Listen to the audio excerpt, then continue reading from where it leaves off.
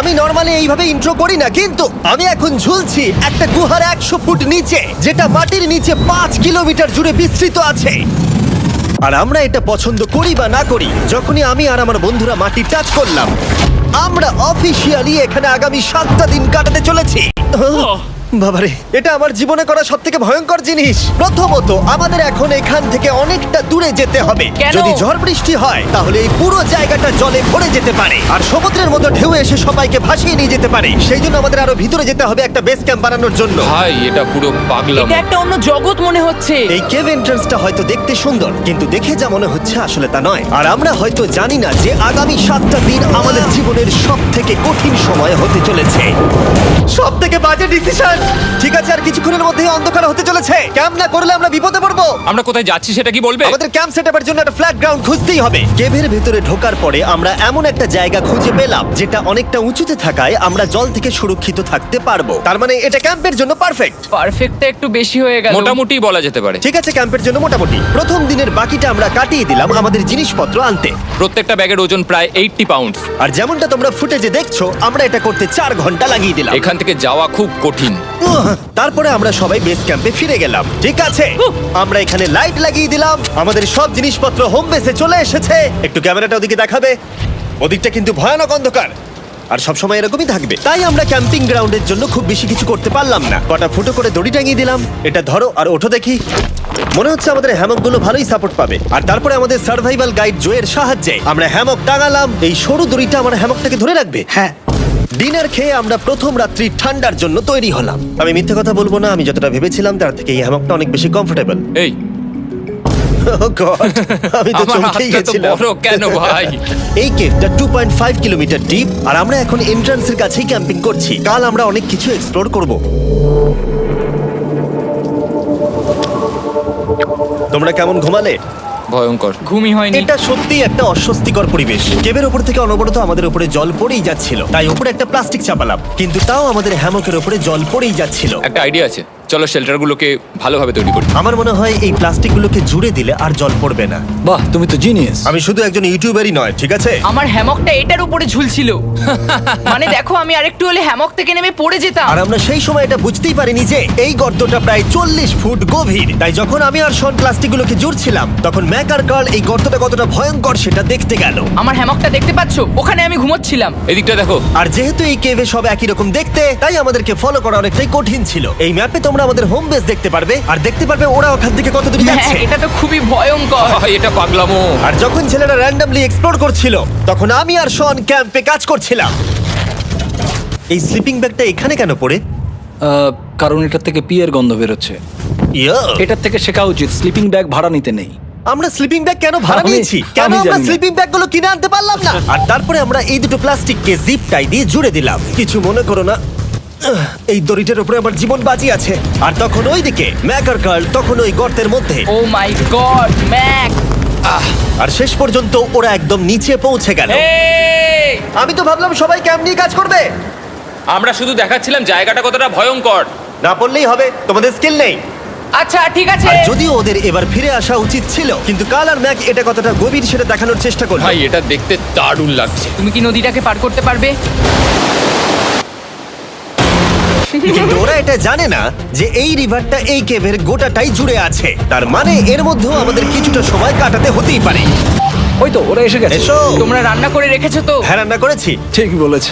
একটা নতুন বাড়ি, ঠিক বলেছি তো? একদম। এখন আমাদের একটা ছাদ আছে। আর এটা তো দারুণ। জিমি রান্না বেশ ভালোই আর করেছে। আমরা আমাদের ফায়ার পিটটাকে এই সুন্দর জায়গাটাতে নিয়ে এসেছি। জায়গাটা কেমন? বেশ গরম। আরামদায়ক। এই পাথরগুলো গরমটাকে ধরে রাখবে এবং ওপর থেকে যে পি পড়ছে সেগুলোকে আটকে দেবে। ওটা পি নয়। তাহলে ওটাকে কি বলবো? যদি জানি না, হয়তো বৃষ্টির জল হবে। না, এটা বৃষ্টি নয়, পাথর মানে ইয়ে তুমি করছে। কিছু- এই একটু উপরে দেখাও।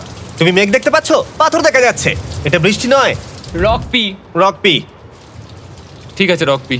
ঠিক আছে, এটা রক পি। আর একটা শুকনো রাত ঘুমিয়ে কাটাবার পরে আমরা ঠিক করলাম জো আমাদের সার্ভাইভাল এক্সপার্ট, তাকে নিয়ে আমরা কেভের শেষ প্রান্ত অব্দি যাব। Cave, cave! Cave, cave, cave! Cave. দেখা যাক আমরা কেভের কতটা গভীরে যেতে পারি। তোমরা কিন্তু মনে রাখবে আমরা সবেমাত্র কেভের এন্ট্রান্সের দিকেই আছি, আর আমাদের ইচ্ছা এই কেভের শেষ প্রান্ত অব্দি যাওয়া, অবশ্যই না মরে গিয়ে। ও মাই গড, এটা তো খুবই স্টিফ। আরে এটা তো সবে শুরু। আমরা কেভের আরো গভীরে এসেছি। তোমরা সবাই সাবধানে আসবে। এটা খুবই ছোট জায়গা, আমার মনে হয় না এখান থেকে আমি যেতে পারবো। কেভ এক্সপ্লোরের ইন্টারেস্টিং জিনিসটা হলো যা হোক করে আমাদের এই ছোট্ট ফাঁকগুলোর মধ্য দিয়ে এগিয়ে যেতে হবে। ও মাই গড, খুব ছোট জায়গা। আর তারপরেই খুব বড় একটা জায়গা আসবে, সেটা এতটাই বড় যে কিছু না দেখতে পাওয়ার জন্য এটা করতে হলো। ও মাই গড! এবার আমি সব দেখতে পাচ্ছি, এটা দুর্দান্ত। এটার তো অনেক আলো। ভাই জায়গাটা কতটা সুন্দর দেখো। বাপরে কি আলো, আমি তো তাকাতেই পারছি না। আমি তো অন্ধ হয়ে যাব মনে হচ্ছে। এ বাবা, এটা কি হলো? আমরা বোধহয় ঠিক মতো এটাকে ব্যবহার করতে জানতামই না। চলো এগিয়ে যাই। আর তাই আমরা এগোতে থাকলাম। এই যে এই জায়গাগুলো, এগুলো খুব ভালো ধরার এখানে? জায়গা। এগুলো ধরে এখান থেকে পা ঘুরিয়ে চলে আসতে পারবে। এইভাবে কি? একদম পারফেক্ট। জো সব থেকে ভালো কেভ গাইড। এভাবে কেউ গাইড করতে পারবে না। ঠিক আছে, এইবার ব্যাপারটা ইন্টারেস্টিং হবে। কি? এটা কি? এখান থেকে আমাদের ওয়েট শুট পরে সাঁতার কেটে যেতে হবে। গতকাল ম্যাক আর কার্ল এটা নিয়ে মজা করছিল, কিন্তু এই কেভে আমাদের পরের অ্যাডভেঞ্চারটা ছিল একটা প্রায় জমে যাওয়া নদীর মধ্যে। ও মাই গড, এটা তো পাগলামি! তার মানে আমাদের ওয়েট শুট পড়তেই হবে যাতে আমাদের হাইপোথার্মিয়া না হয়। আমরা এটা কেন করছি? এই এক্সপেরিয়েন্সটা তো জীবনে একবারই হবে। কি? এটা বলতে করলে চাইছো হয়তো আর নাও বেঁচে থাকতে পারি। আমাদের এই কেভের শেষে পৌঁছতে হলে আমাদের এই নদীর মধ্য দিয়ে, এই ছোট্ট ফাঁকগুলোর মধ্য দিয়ে সাবধানে ধীরে ধীরে এগিয়ে যেতে হবে। আস্তে আস্তে নামো, স্রোতের কারণে পা পেছনে টানতে পারে। ঠিক আছে, আমি তাহলে নামছি। তুমি ওই দেয়ালগুলো ধরে ধরে এগোতে থাকো আস্তে এটা তো আস্তে। খুব ঠান্ডা। তুমি পারবে জিমি। জানি না এখানে ঢুকতে পারবো কি না। জিমি, এবার তুমি জল থেকে উঠে দাঁড়িয়ে পড়ো। এটা সত্যি একটা পাগলামি। এখানে কি ঠান্ডা! যখন তোমরা খুব ঠান্ডা জলের মধ্যে থাকবে তখন একটা পাথরকে ধরে এগিয়ে চলা খুব কঠিন হবে। ও মাই গড, এটা সত্যি পাগলামি। ম্যাক, কার্ল, চলে আসো। আমার ভয় লাগছে।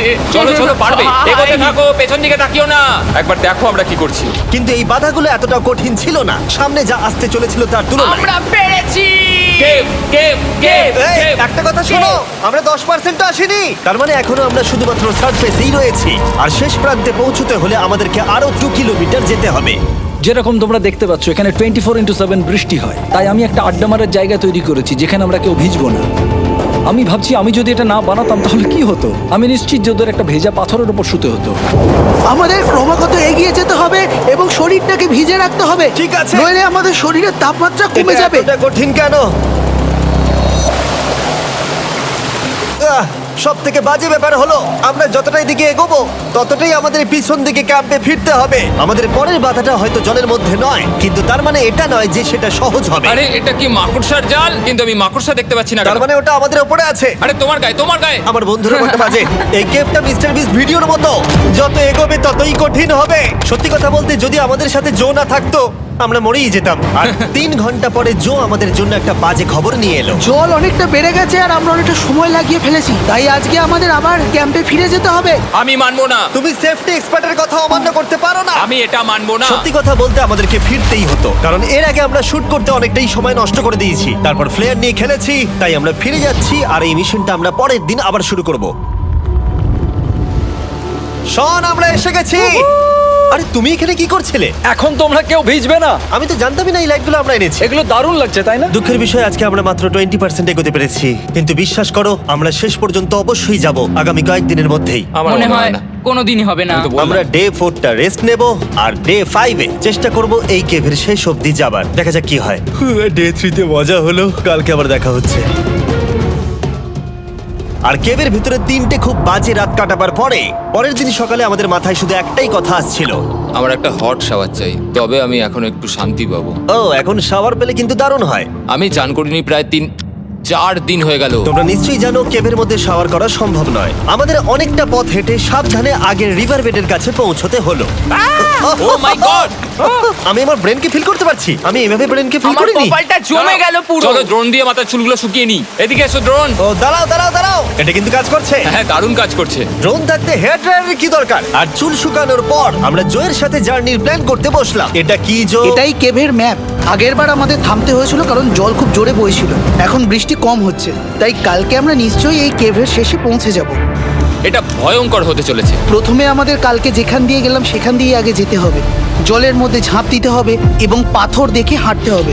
এগুলো সবকটা আমরা যদি পার করতে পারি তাহলে আমরা গ্লো ওয়ার্ম চেম্বারে পৌঁছে যাব। কেমন দেখতে তুমি সেটা বলো না, আমি তোমাদেরকে সারপ্রাইজ দিতে চাই। তোমার মনে হয় আমরা পারবো? ওইসব বাদ দাও, আমরা ঠিক কালকে পৌঁছে যাব। কালকের প্ল্যান আমরা চক আউট করে নিয়েছি। আমরা রেস্ট করছি আর ফেস্টিভ্যাল স্মোর্টস খাচ্ছি আমাদের এনার্জি রিগেন করতে। সবাইকে চিয়ার্স। Yippee! জো এই প্রথমবার ফেস্টিভ্যাল স্মোর্টস খাচ্ছে। জো সত্যি কথা বলবে। এটা দারুণ, তাহলে ভালো লাগলো? এটা দারুণ লেগেছে। আমরা এই চকলেটটা আগে কেন বের করিনি? এটা এমনি চকলেটের থেকে 10 গুণ ভালো খেতে। সত্যি কথা বলতে তোমরা যদি ফেস্টিভ্যালের সাথে স্মোর্টস ট্রাই না করে থাকো তাহলে তোমরা মিস করছো। কালকে আমরা পুরো কেভটা এক্সপ্লোর করব, দেখা হচ্ছে। তাই আমরা ভালো করে ঘুমানোর চেষ্টা করলাম আর কালকের প্রিপারেশন নিলাম কেভের শেষে যাওয়ার জন্য। আমরা আমাদের জীবনের সবথেকে ডেঞ্জারাস জার্নি করতে চলেছি। ডে 3 এর অভিজ্ঞতা মাথায় রেখে আমরা কম শুট করেছি যাতে আমরা সামনের দিকে তাড়াতাড়ি এগোতে পারি। উহ, জলটা খুব ঠান্ডা। হ্যাঁ, আগের দিনের মতোই খুব ভালো। এই তো আর যাতে আমরা সবাই বেঁচে ফিরতে পারি তাই জো ছাড়াও আরেকজন সার্ভাইভাল এক্সপার্টকে আমরা নিয়ে এসেছিলাম। এখানেই আমরা ডে 3 তে আটকে গেছিলাম। এখন আমরা কি করব? এবারে আমরা অনেক তাড়াতাড়ি এসেছি। আমাদের পিছনে ঘন অন্ধকার। কোথায় যাব? এই রাস্তাটা অনেক সরু এবং হ্যাঁ। স্রোত প্রচুর বেশি, তাই আমরা দেয়ালগুলো ধরে ধরে আস্তে আস্তে এগোবো। এই যে এইভাবে। ও হ্যাঁ, God! এই রকটায় জাম্প করো। কয়েকটা ভালো পাথর আছে যেগুলোকে তুমি ধরে এগোতে পারবে। আরে এখানটা তো অনেক অন্ধকার। আমি আর পা পাচ্ছি না, আমি এখন মাটিতে আর পাই পাচ্ছি না। যেহেতু আমরা মাটিতে পা পাচ্ছিলাম না তার মানে যদি আমরা পাথর ছেড়ে দিই তাহলে এই জলের স্রোত আমাদেরকে ভাসিয়ে নিয়ে যেতে পারে। জো আমরা কি করব? আমি এটা ধরে এসেছি, তুমি এটা ঠিক ধরো। আছে, আমি তো দেখতেও পাচ্ছি না কোথায় যাচ্ছি। জো স্রোত আমাকে ভাসিয়ে নিয়ে চলে যাচ্ছে। আমি তুমি করবো কি করে? পারবে, পারবে। শুধু মুখটা এখান থেকে ঢুকিয়ে দাও, আমি হেল্প করছি। এখানে আমি ঢুকবো? হ্যাঁ, এই গর্তের মধ্যে। এই তো খুব ভালো। এটা আমার জীবনের সব থেকে বিপজ্জনক অ্যাডভেঞ্চার। আমরা এখন কেভের অনেক গভীরে চলে এসেছি আর এবার আমাদের সামনে প্রথম বড় বাধা। এখানে জলের একটা ঘূর্ণাবর্ত আছে, যদি তুমি এর মধ্যে পড়ে যাও তাহলে তোমাকে একদম নিচে নিয়ে চলে যাবে। মানে আমরা পড়ে গেলে মরে যেতে পারি। হ্যাঁ, মানে আমরা মৃত্যুর সাথে খেলা করছি। এটা এতটা বিপজ্জনক হতে পারে আমি সত্যিই ভাবিনি। খুব ভালো। এই তো। তাহলে কি আমার পা এখানে হ্যাঁ, রাখবো? রাখো রাখো। ঠিক আছে, এই তো আমি পেরেছি। এটা আমার ভাবনার থেকেও বেশি কঠিন ছিল। এই নদীটা কতটা শক্তিশালী এই গোটা কেভটাকে তৈরি করেছে। কিন্তু মজার ব্যাপার হলো আমরা পাথরের মতো শক্তিশালী নই। আমি শুধুমাত্র মানুষের মতোই শক্তিশালী। সৌভাগ্যবশত কার্ল এই অ্যাডভেঞ্চারে লিড করেনি, তার বদলে আমরা একজন অ্যাভেঞ্জার জোকে পেয়েছি। ও কতটা এক্সপার্ট তার প্রমাণ হিসেবে বলতে পারি। সে লিটারালি কতটা ওপর থেকে আমাদেরকে নদীতে ঝাঁপ দিয়ে দেখালো। ও মাই গড, এটা পাগলামি। কে বললো এটা পাগলামি? এটা তো আমার কাছে খুবই সহজ। আমি এটা করব। তুমি কোনোভাবেই এটা করতে পারবে না। আরে কি বলছোটা কি তুমি? আমি এক্ষুনি করতে চাই। চলো যাচ্ছি জো। God speed back.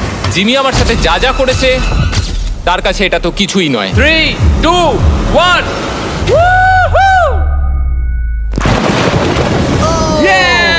তুমি করবে? না, আমরা না এগুলো শেষ পর্যন্ত যেতে পারবো না। ও মাই গড, আমাদের নিচের দিকে যেতে হবে। আমরা সবসময় স্রোতের উল্টো দিকে কেন যাই? এখন শুধু আমি ভেসে ভেসেই যেতে পারবো, আর কিছু না। এই জলের তলায় অনেক ধারালো পাথর আছে, তোমরা সেগুলোকে দেখতে পাবে না, তাই সাবধানে পা ফেলবে। ও মাই গড, আবার এটা গভীর আরে হচ্ছে। আমার পা তো কিছুর উপরে রাখতে হবে। ছোট পাথরগুলোই একমাত্র বাধা ছিল না, মনে হচ্ছে আমাদের প্রতিটা পদক্ষেপে। ও ভাই, আমি কিচ্ছু দেখতে পাচ্ছি না। এটা খুব ভয়ঙ্কর। কেভটা আরো অন্ধকার হয়ে আসছিল এবং আরো সরু। আর তখন আমরা জানতাম না যে আমরা ফিনিশ লাইন অবধি পৌঁছতে পারবো কিনা। আমি ক্লান্ত হয়ে পড়েছি। এই কেভে আরো কঠিন বাধা আসার আগে তোমাদেরকে আমি কিছু দেখাতে চাইবো। জো, তোমার ব্যাগটা দাও। Thank you. তুমি জানো এর মধ্যে কি আছে? না, জানি না কি আছে। Brand new mister beast lab swamp. সত্যি কথা বলছি, গত 5 ঘন্টা ধরে যেহেতু আমি অনেক পরিশ্রম করেছি তাই কোনো মতেই এখন এটা আমি বলার মতো অবস্থায় নেই। তাই এটা শুট করার 1 মাস পরে আমি পুরো কেপ সেটটা তৈরি করলাম ফিউচার জিমি নেম ট্যাগ দিয়ে। তারপরে বললাম, হে আমি ফিউচার জিমি, আর আমি এখন তোমাদেরকে বলবো brand new toy line of mister beast lab swamp সম্পর্কে। এটা একটা কালেক্টেবল টয় লাইন আর এখানে 119টা ইউনিক ডিজাইন ক্যারেক্টারও আছে যা তোমরা কালেক্ট করতে পারো। আর সবথেকে দারুণ ব্যাপারটা হলো কোন ক্যারেক্টারটা তুমি পেয়েছো সেটা জানতে হলে এই টিউবে ওয়াটার দিয়ে নাড়াতে হবে আর তোমার সোয়ামস তোমার সামনে চলে আসবে। আর আমি এটা ডেমনস্ট্রেট করতে এই বিশাল বড় টিউবটাকে বানিয়েছি। এই টিউবটাকে জল দিয়ে ভরে দাও।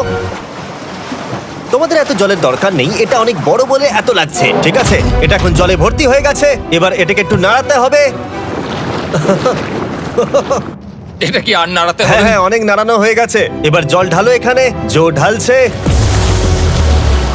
আর জল ঢালার পরে তোমরা দেখতে পাবে তোমরা কোন সোয়ামটা পেয়েছো। এটা সব থেকে রেয়ার হাইপোক্রোম, যেটা মাত্র 1000টা বানানো হয়েছে। জো, এটা তোমার। থ্যাংক ইউ সো এটা মাচ। চাই। আর এটা তোমার।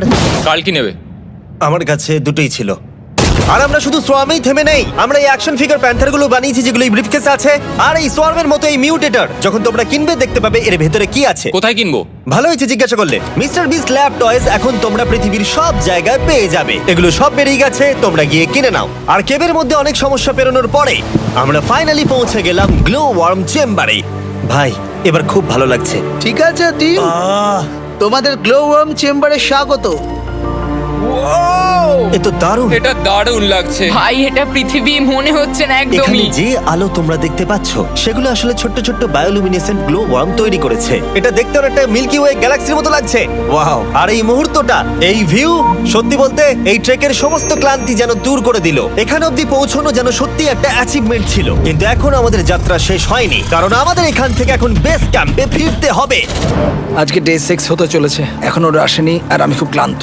আমার মনে হয় না আমি ভালো করে ঘুমোতে পারবো, ওদের জন্য খুব চিন্তা হচ্ছে। এই ট্রিপটা অনেকটাই সহজ ছিল কারণ আমরা স্রোতের সাথে ভেসে ভেসে যাচ্ছিলাম। আর যেহেতু তোমরা এই ট্রিপটা দেখেছো তাই আমরা এটাকে স্কিপ করলাম। কিন্তু সত্যি বলতে এই জার্নিটাও অনেকটা বেশি সময় নিল, কারণ আমরা ক্যাম্পে পৌঁছানোর আগেই 6 নম্বর দিন চলে এলো। শন, সবাই ঠিক আছো তো? আমার খুব চিন্তা হচ্ছিল। Happy day 6। ডে 6 খুব ভালো। এনার্জি বাড়াতে আমরা আগুনের উত্তাপ নিলাম এবং ফাইনালি আমরা কিছু খেতে পেলাম। এটা খুবই অ্যাডভেঞ্চারাস ডে ছিল। কালকে দেখা হচ্ছে, মানে আজকেই হয়তো।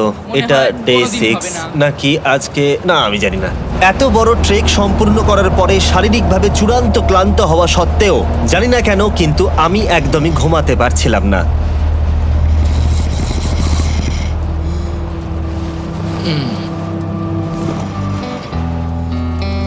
আমি 7 দিন সলিটারি কনফাইনমেন্টে কাটিয়েছি, কবরে কাটিয়েছি, 7 দিন রাফটে থেকেছি। কিন্তু সত্যি কথা বলতে এটা সবার থেকে বেশি কঠিন ছিল, কারণ সব সময় ভিজে, ঠান্ডা, প্রত্যেক মুহূর্তে এই পাথরগুলো শরীরে ব্যথা দিচ্ছে।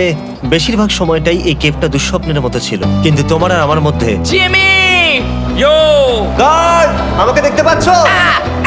এটা পৃথিবীর সবথেকে উজ্জ্বল টর্চ। মজার মুহূর্ত অনেক ছিল। মাটির নিচে 300 ফুট গভীরে অভিযান চালানো থেকে আমাদের সবাই মিলে হ্যামক নিয়ে হাসাহাসি করা সবকিছুই এই অভিযানের অংশ ছিল। যেহেতু আমাদের সঙ্গ দারুণ, চলো তিমির মতো আওয়াজ করো। তাই এই ভিজে, ঠান্ডা, পাথুরে অদ্ভুত কেভের ট্রিপটা বদলে গেল আমাদের জীবনের সব থেকে সুন্দর মুহূর্তে।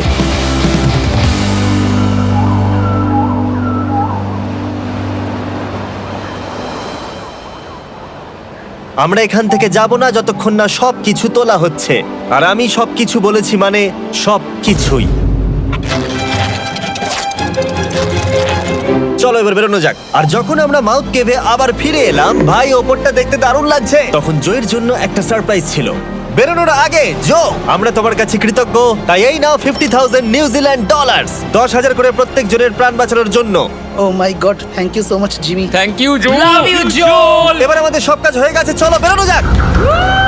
7টা দিন পরে আমরা ফাইনালি এখান থেকে বেরোচ্ছি।